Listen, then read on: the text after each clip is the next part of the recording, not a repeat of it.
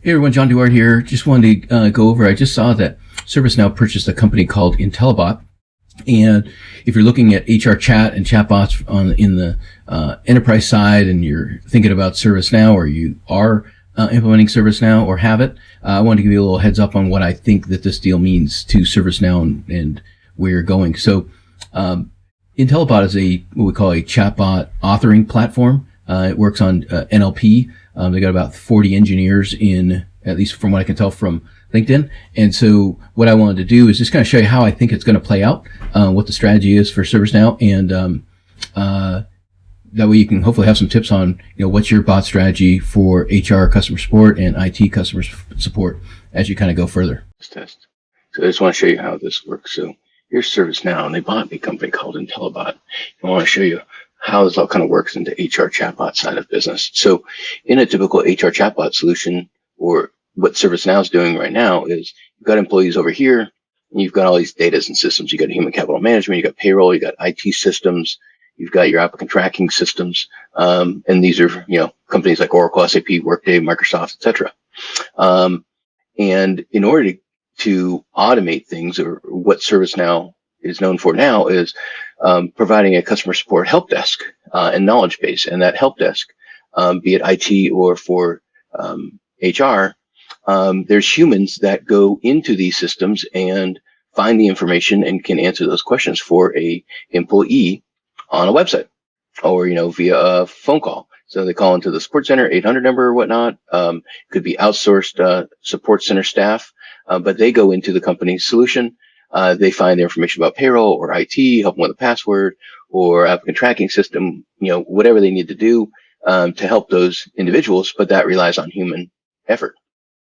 Also, you have specific office hours that can support that, and it's expensive. Maybe it's $18 per phone call. If you think about large size of business, that can get pretty expensive. And what they're really trying to do is they're trying to get access to the information, maybe do an update and understand what the user's question is. So when we talk about chatbots, what a chatbot needs to do in order to try to duplicate, if you want to do this for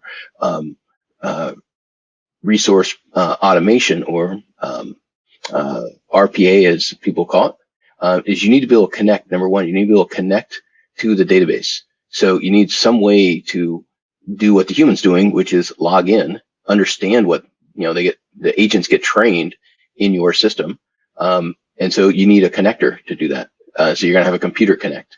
Then alternatively, if you're going to have what's called conversational AI or even quick reply buttons, you've probably seen in other chatbots, you still need to understand what questions need to be asked because they have to be programmed, and what are the instructions if you're going to create a transaction or you need to get specific information back.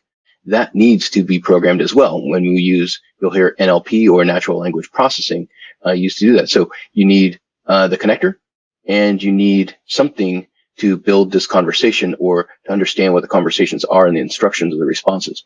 So typically what you've probably heard of people talking about a lot of time is using, if you do it in your enterprise environment, you're probably going to have what's called a DIY type of solution. Your enterprise team right here might be doing this for you. And building a Microsoft Azure platform, where they have bot services, and they would then make a connector to Oracle or SAP or Workday or Microsoft, to your different platforms, and then use a tool. So they would have, or they would use this Azure solution with the API, and they would have to build, this enterprise team or artificial intelligence team would have to build that connection to the specific database, to the specific record sets, etc.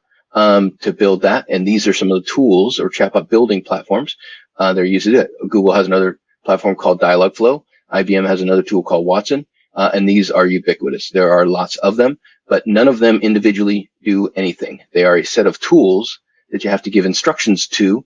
You have to build the APIs. You have to give the instructions to these tools in order to do this. So this is expensive work because you're constantly building.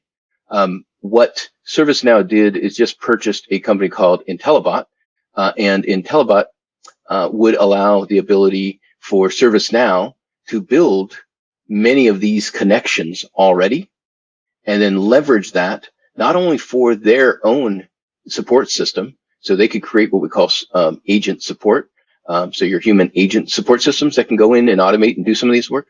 But ultimately, employees would be able to use the Intellibot solution within ServiceNow to make these bots smarter, so we can build these once and then deploy that technology instead of every company building this separate set of pathways over here. ServiceNow could use this technology, which is really an NLP engine that would duplicate what these tools would do.